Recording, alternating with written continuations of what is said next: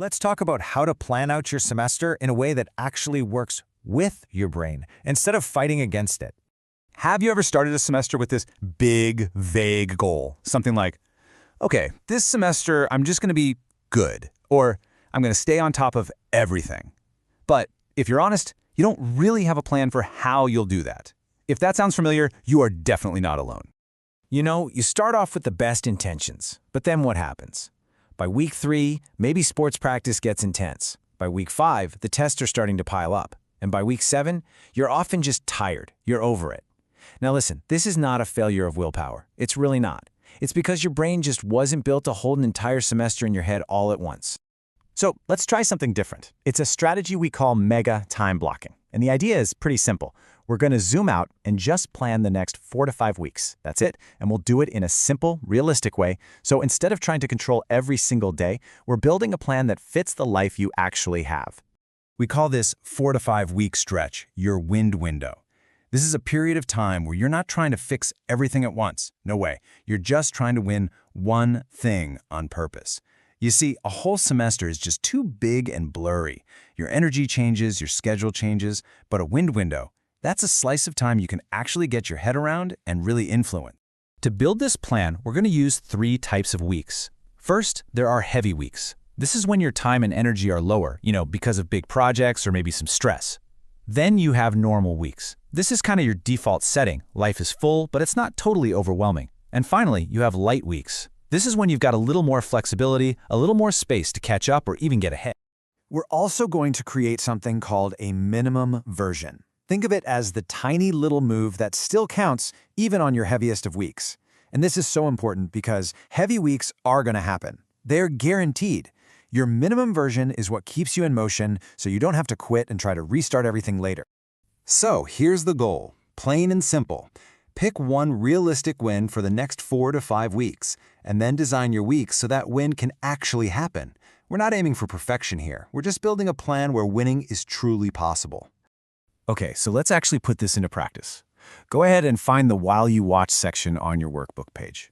I want you to pause here for a moment and, just in your own words, define each of these key ideas we've covered. When you're ready, press play and we'll build out your win window together. All right, let's start building your win window. We'll be using the Apply It section of your workbook. For step 1, the first thing I want you to do is circle the week number we're in right now. Then just identify the next 4 or 5 weeks and write those numbers down on the line. Go ahead and take a moment to do that now. Okay, step 2 is all about being really honest with your calendar before you even pick a goal. This is such a crucial step. We have to know what we're actually working with first. So, on your page, I want you to list everything you already know is coming up in this win window. Any time off school, big projects, games, family trips, you name it. Get it all down. Then, circle the 2 biggest time takers, the events that are most likely to really drain your energy.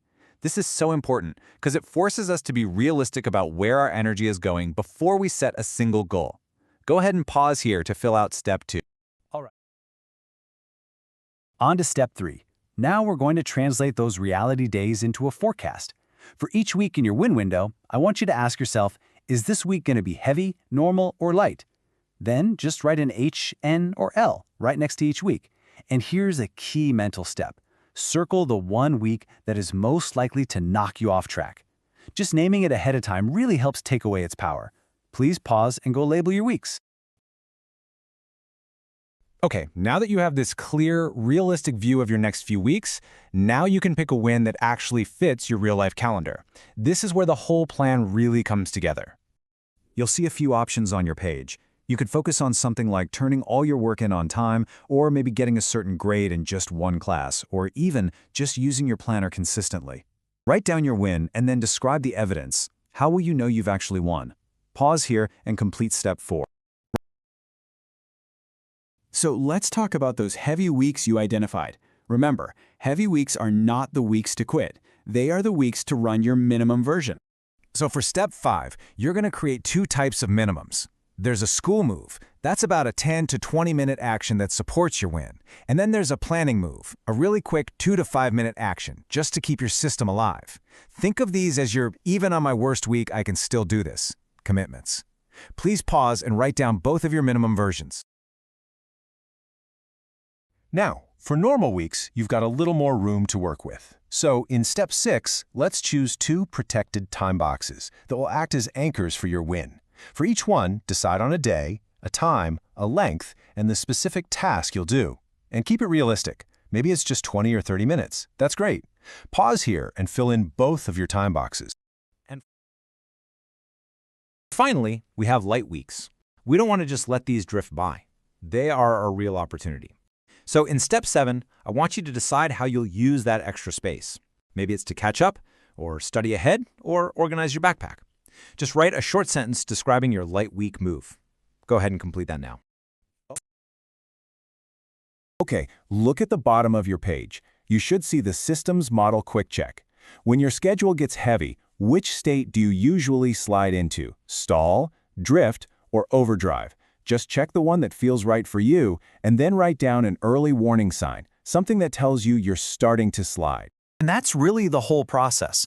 You've just used mega time blocking to create a plan that actually fits your real life. You identified your heavy, normal, and light weeks, you chose one clear win, and you designed actions for each one of them. You now have a real, workable plan for your win window. Your final step for this lesson is just to finish filling everything out on the Lesson 2.4 page in your workbook. Now that we have a plan for managing our time and our energy, the next step is to really understand how learning itself actually works. We're going to explore your learner state, the thinking demand of your work, and how you can match your study moves to what your assignments are really asking you to do.